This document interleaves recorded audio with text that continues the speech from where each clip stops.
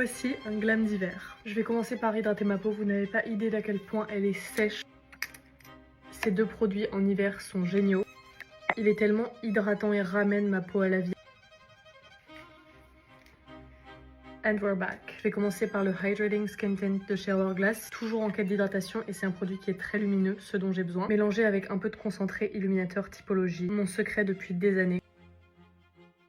La combinaison de tous ces produits never fails to bring my skin back to life. Un peu de touche éclat comme à mon habitude, un peu plus de couvrance sur les quelques imperfections que j'ai et sur la rosacée autour de mon nez.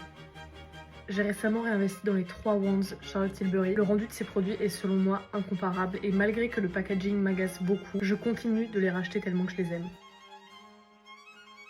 La lumière dans ce blush est cinglée. J'enlève toujours l'excès de produit au niveau de mes taches de rousseur, très important. Et pour qu'il n'y ait pas de démarcation, je viens reblender avec l'excédent de produit qui reste sur mon Beauty Blender. De la poudre.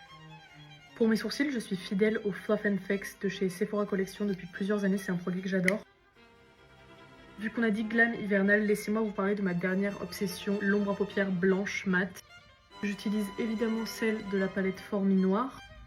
Il y a quelques semaines, j'ai découvert qu'un de mes produits de maquillage préférés existait encore et qu'il n'avait pas été discontinué. C'est le Dazzle Shadow Liquid de chez MAC en teinte Not Scared to Sparkle. Et c'est globalement une ombre à paupières liquide qui est juste des paillettes. C'est génial. C'est extrêmement simple à appliquer.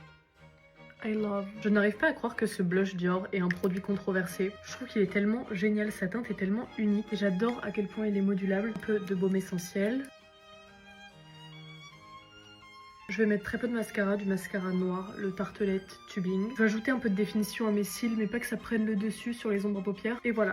J'ai filmé mon lip combo dans une autre vidéo, dites-moi si vous voulez la voir. Mais en tout cas, voici le look final. J'adore le résultat.